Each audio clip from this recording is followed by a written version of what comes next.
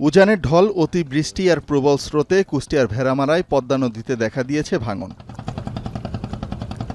বিশেষত উপজেলার বাহিরচর ইউনিয়নের মুন্সিপাড়া, 12 মাইল টিকটিকিপাড়া, মোসলেমপুর সহ প্রায় 6 কিলোমিটার এলাকায় ভাঙন তীব্র আকার ধারণ করেছে। এতে হুমকির মুখে পড়েছে শিক্ষা প্রতিষ্ঠান, বসতভিটা, ব্যবসায়িক প্রতিষ্ঠান সহ পদ্মা নদীর প্রতিরক্ষা বেড়িবাঁধ। এছাড়া ভাঙনে প্রতিদিনই নদীগর্ভে বিলীন হচ্ছে ফসলি জমি। ভাঙন আতঙ্কে দিন পার করছেন নদী পাড়ের প্রায় 10,000 বাসিন্দা। ভাঙন রোধে স্থায়ী ব্যবস্থার দাবিতে মানববন্ধনও করেছে ভুক্তভোগীরা।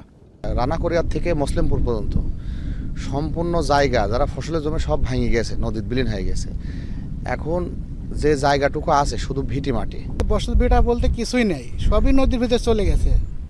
এখন আমাদের খুব আতঙ্কের ভিতরে থাকা লাগে, কখন কোন সময় হয়তো বা বাড়িঘর নামি চলে যায়। আবাদের জমি সবই ভেঙে গেছে, এখন শুধু আছে আমার ভিটাটুক। এই ভিটাটুকও যদি ভেঙে যায়, আমার ছেলে সন্তান নিয়ে আমরা কোন জায়গায় লুকাবো? গাংটা বাঁধার কোনো ব্যবস্থা করছে না, আমার যে কোনো লোকজনও আসছে না, বাড়ি ঘর যে আমার ভেঙে চলে যাবে। চরম ভাঙছে 15 দিন আগে থেকে।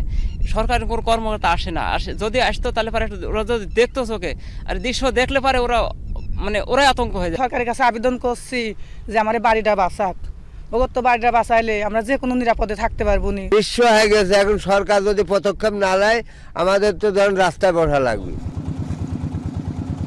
পানি উন্নয়ন বোর্ডের কর্মকর্তা বলছেন, স্থায়ীভাবে ভাঙন রোধে 9 কিলোমিটার অংশে 1472 কোটি টাকা ব্যয়ে প্রকল্প চলমান রয়েছে। ভাঙন রোধে এরই মধ্যে ঊর্ধ্বতন কর্তৃপক্ষের সাথে যোগাযোগ করা হয়েছে। বরাদ্দ পেলেই দ্রুত কাজ শুরু হবে। রূপপুর পার্বণ বিদ্যুৎ কেন্দ্রের অপর পাটে গ্রোইন নির্মাণ করার কারণে এই এলাকাগুলো এখন ভাঙন সংগঠিত হচ্ছে। তো এই এলাকাগুলোতে স্থায়ী প্রতিরক্ষামূলক কাজ বাস্তবায়ন করার জন্য আমরা ইতিপূর্বে যে প্রকল্প চলমান, সেই প্রকল্পের আওতায় IWM কর্তৃক ফিজিবিলিটি স্টাডি কাজ চলমান রয়েছে। এই ফিজিবিলিটি স্টাডি সম্পন্ন হওয়ার পরে আমরা এই অংশটুকু প্রায় 6.72 কিলোমিটার স্থায়ী প্রতিরক্ষামূলক কাজ গ্রহণ করব। তবে কোনো আশ্বাস নয়। স্থায়ীভাবে ভাঙন রোধে সরকার ও সংশ্লিষ্ট কর্তৃপক্ষের দ্রুত কার্যকরী পদক্ষেপের দাবি করেছেন নদীপাড়ের বাসিন্দারা। এখন কুষ্টিয়া।